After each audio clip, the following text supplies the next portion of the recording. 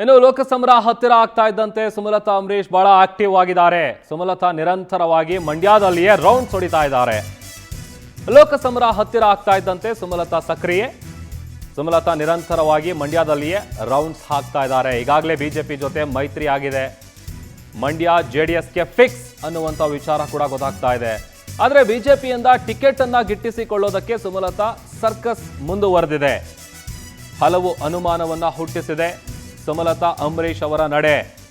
Mandya BJP ticket ಅಂತಾನೆ ನನಗೆ ಸಿಗುತ್ತೆ ಅನ್ನುವಂಥ ಆತ್ಮವಿಶ್ವಾಸದಲ್ಲಿ ಸುಮಲತಾ ಅವರಿದ್ದಾರೆ. ಯಾಕಂತಂದ್ರೆ 100% ನನಗೆ ಟಿಕೆಟ್ ಸಿಗುತ್ತೆ ಅನ್ನುವಂಥ ವಿಶ್ವಾಸದಲ್ಲಿದ್ದಾರೆ. ಮತ್ತೊಂದು ಕಡೆ JDS ಕೂಡ ಇದಕ್ಕೆ ಬೇಕಾದಂಥ ಕಸರತ್ತನ್ನ ತಂತ್ರಗಾರಿಕೆಯನ್ನ ಹೆಣಿತಾ ಇದೆ. ಸೊ ಸಹಜವಾಗಿ ಇಲ್ಲಿ ಸುಮಲತಾ ಅಂಬರೀಶ್ ಅವರ ನಡೆ ಬಹಳಷ್ಟು ಕುತೂಹಲವನ್ನು ಕೆರಳಿಸ್ತಾ ಇದೆ.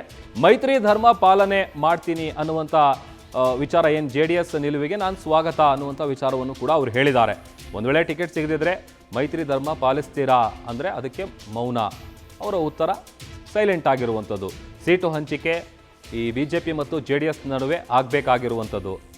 ಸೊ ನೋಡಬೇಕು ಏನಾಗುತ್ತೆ. ಬಟ್ ಟಿಕೆಟ್ ಅಂತೂ ನನಗೆ ಸಿಗುತ್ತೆ ಅನ್ನುವಂಥ ವಿಶ್ವಾಸದಲ್ಲಿದ್ದಾರೆ. ಮಂಡ್ಯ ಟಿಕೆಟ್ ಯಾರಿಗೆ ಅಂತ ಹೈಕಮಾಂಡ್ ಹೇಳುತ್ತೆ. ಸೊ ಒನ್ಸ್ ಹೈಕಮಾಂಡ್ನಿಂದ ಯಾರಿಗೆ ಟಿಕೆಟ್ ಅನ್ನುವಂಥ ವಿಚಾರ ಗೊತ್ತಾದ್ಮೇಲೆ ನಾನು ಸಭೆ ಮಾಡ್ತೀನಿ. ಮಂಡ್ಯ ಬಿಟ್ಟು ಹೋಗಲ್ಲ, ಕೆಲ ದಿನಗಳಲ್ಲಿ ಎಲ್ಲವೂ ಕೂಡ ಬಯಲಾಗುತ್ತೆ ಅನ್ನುವಂಥ ವಿಚಾರವನ್ನು ಅವರು ಹೇಳಿದ್ದಾರೆ. ಸೊ ಮೈತ್ರಿ ಧರ್ಮ ಅನ್ನೋದು ಎರಡೂ ಪಕ್ಷಗಳ ನಡುವಿನ ಮಾತುಕತೆ ಆಗಿರುತ್ತೆ.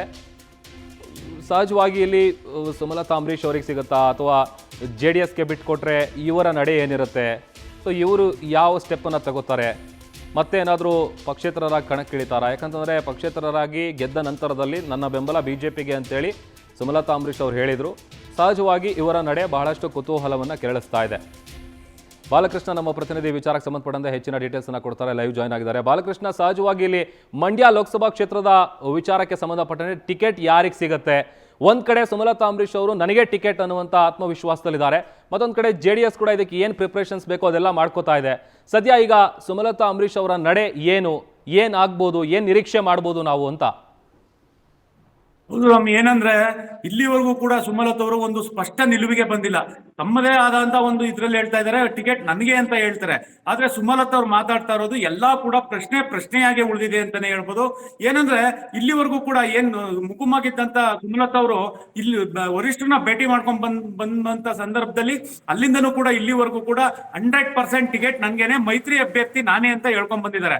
ಆದ್ರೆ JDS ಈಗ 2 ಸಭೆಗಳನ್ನ ನಡೆಸಿ ಮೈತ್ರಿ ಧರ್ಮ ಪಾಲಿಸ್ಬೇಕು, ಯಾರೇ ಅಭ್ಯರ್ಥಿ ಆದ್ರೂ ಕೂಡ ಅವ್ರನ್ನ ನಾವು ಒಗ್ಗಟ್ಟಾಗಿ ಅವ್ರನ್ನ ಬೆಂಬಲಿಸಬೇಕು, ನಾವು ಈ ಚುನಾವಣೆಯಲ್ಲಿ ಗೆಲ್ಲೇಬೇಕು ಅಂತ ಕೂಡ JDS ಹೇಳ್ತಾ ಇರುವಂತದ್ದು.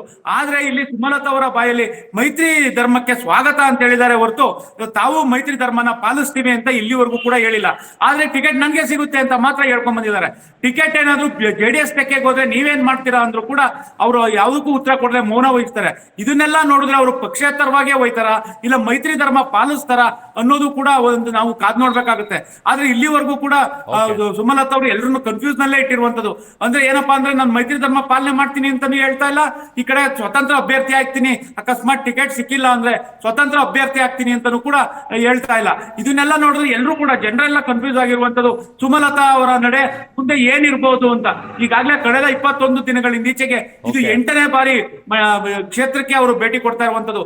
ಇಷ್ಟೊಂದು ಫುಲ್ ಆಕ್ಟಿವ್ ಆಗಿರುವಂತ ಸುಮಲತಾ ಅವರು ಯಾವುದೇ ಒಂದು ತಮ್ಮ ಅಭಿಪ್ರಾಯಗಳನ್ನ ಮುಕ್ತವಾಗಿ ಹೇಳ್ಕೊಳ್ತಾ ಇರುವಂತದ್ದು. ಅಂದ್ರೆ ಇನ್ನೇನು ಚುನಾವಣೆ ಹತ್ರ ಬಂತು, ಇನ್ನೇನು ಚುನಾವಣೆ ಘೋಷಣೆ ಆಗುತ್ತೆ, ಇಂಥ ಒಂದು ಸಂದರ್ಭದಲ್ಲೂ ಅವರು ತಮ್ಮ ನಿಲುವನ್ನ ಅವರು ಪ್ರಕಟಿಸಿಲ್ಲ.